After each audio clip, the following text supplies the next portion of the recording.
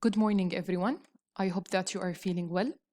Today, we are going to study and continue with chapter 8. It was about covalent bonding. We were done with 8.1, molecular compounds. We were done also with 8.2, the nature of covalent bonding. And today, inshallah, we are going to start with bonding theories, 8.3. But I'm going to explain only part 1, and later on, I'm going to explain the rest of the lesson. Okay, first of all, let us go through the agenda that we are going to study. For today, we are going to do a quick recapping of electron configuration, and I will tell you later how it is related to today's lesson. Number 2, our core will be defining the molecular orbitals and explain how sigma and pi bonds form. Number 3, you are going to do a task in your copybook. Number 4, you are going to do a quick plenary 5 multiple choices question using the Mastery Connect. So please, I want you to be prepared by holding your pen and also by having your copybook while I am explaining the lesson, because the starter and the differentiated task will be done using your copybook. So please, if it's not there, pause my video, go, bring your pen, bring your copybook, and come back in order to start the lesson. Okay, what is the objective of today's lesson? It will be describe how the atomic and molecular orbitals related, and we will discuss the formation of molecular orbitals. These are the key terms that you are going to hear while I am explaining the lesson, and as usual, no need to write them in your copybook. While I'm explaining the lesson, I would like you to think about how stability and hybridization are related to each other. If you will struggle to answer the question, I will let you use the internet in order to solve the question also in your copybook. Okay, so let's start. First, if you look at this slide, you will find on your right-hand side, you will find a map. Okay, Miss, how this map is related to our lesson? A map is always used in order to know the location of places that you would like to visit, especially if it is a new location. In today's lesson, you are going to study the location of electrons when these molecules are being formed. So the term location is our core term that we are going to use. So maps are used to know locations of people or locations of places. In molecular compounds or in molecules or in compounds themselves, we have electrons. Okay, where are the electrons? Where is the location of these electrons? Today in our lesson, we need to imagine and to understand the location of these electrons. As a starter, I want you please to use your copybook, and I want you to write the electron configuration of carbon atom and to show the orbital diagram of carbon atom. Please start directly because the timer is working. And as a quick hint, we have S, P, D, and F. Please start the starter in your copybook.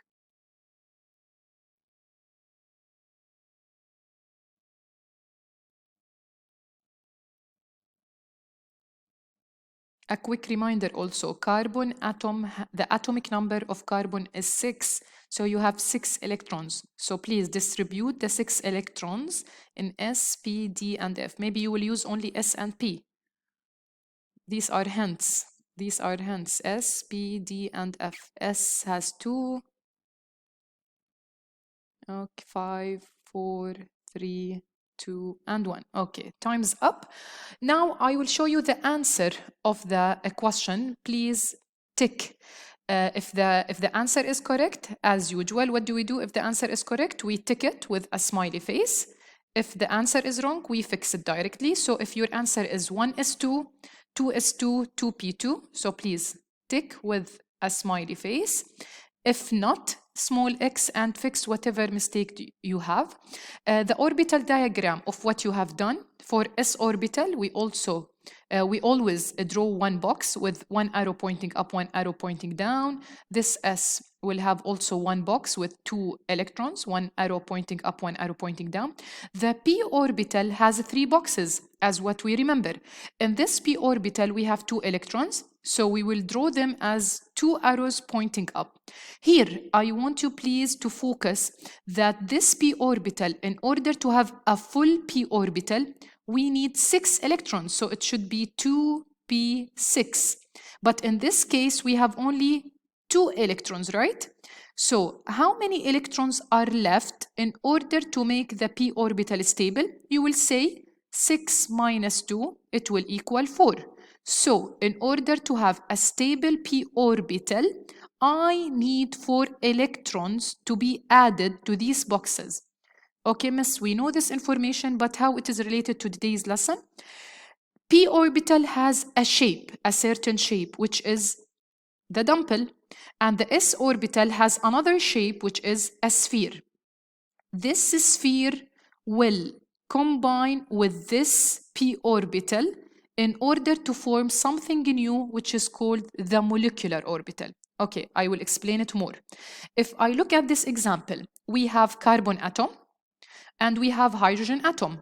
If I bond these atoms together, what they will form? They will form a molecule, which is the methane gas. Okay, now this methane gas contains 1 carbon atom and 4 hydrogen atoms, because each hydrogen atom will share 1 electron with the carbon. So if the carbon will be drawn in the middle, using Lewis structure, the final product or the final answer of this methane gas will be carbon as a central atom. Then we will have 1 hydrogen atom, 2 hydrogen atoms, 3 hydrogen atoms, and 4 hydrogen atoms. Okay, where are the electrons here? You will say that electrons are in the middle between the two atoms. So we will have 1 electron here, 1 electron here, 1 here and 1 here, 1 here and 1 here, 1 here and 1 here. This is by using Lewis. And by drawing the boxes, you will say that electrons are here. طيب. Now, if I imagine that this carbon atom has empty boxes, while this carbon atom is bonding with 4 hydrogens. How these bonds will form? By using the term orbital.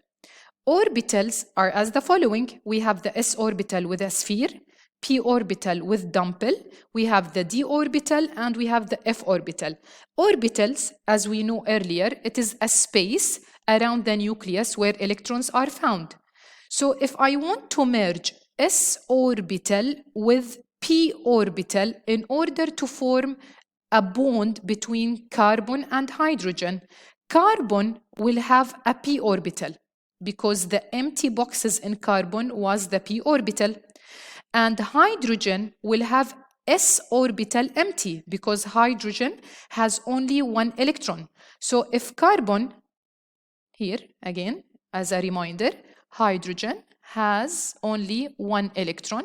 So if I want to draw the orbital of hydrogen, it will be 1s1. It means hydrogen will have 1 box with 1 electron pointing up. Carbon has 6 electrons, so the carbon will be 1s2, 2s2, and 2p6. So 2p2, sorry, it will be 2p2. So the p orbital for carbon will be 1 box, 2 box, 3 boxes. It will have 1 electron pointing up, 1 electron pointing up. So the 1s1 of hydrogen atom will share with this empty box.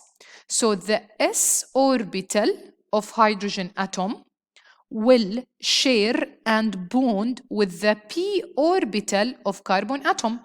So by bonding 1 atom of hydrogen with 1 atom of carbon, they will form a molecule.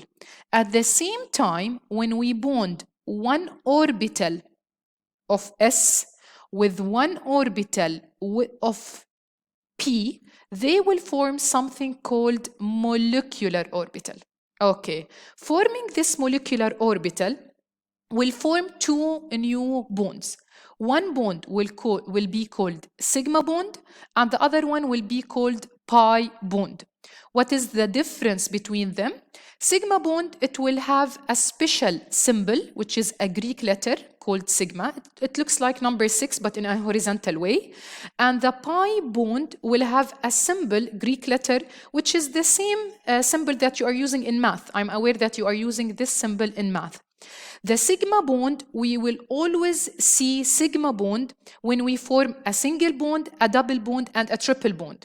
But the pi bond will not be formed when we are doing a single bond, but it will be formed when we have a double bond, and it will be formed when we have a triple bond. So as a quick and important information, you need to know that any single bond will contain one sigma, and any double bond will contain also one sigma, and any triple bond will contain also one sigma.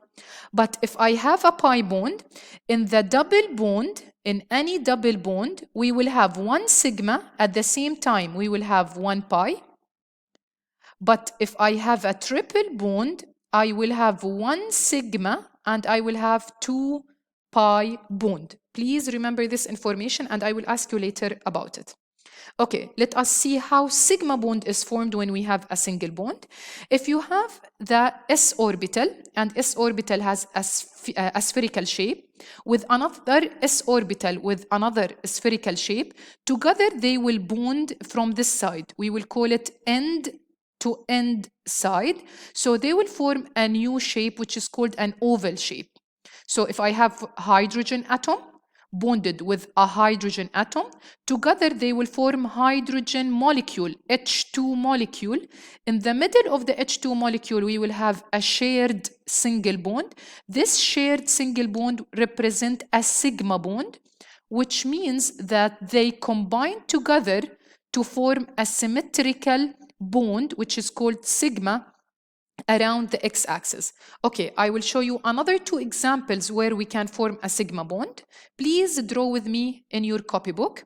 If I have a sphere, a s orbital with dumbbell, the p orbital, again they will bond together end to end. We call this side end to end. So they will form this shape. They will bond from here, they combine together from here, so they will form a sigma bond. This part, we will consider it a sigma bond. This sigma bond, it is represented when we have a single bond between two atoms. If you have, for example, here hydrogen, which is bonded with carbon, you will form a sigma bond. Another example, if you have p orbital, if you have another p orbital combine with another p orbital, together again they will combine from here, they will merge from here, so they will form another shape which will look like this.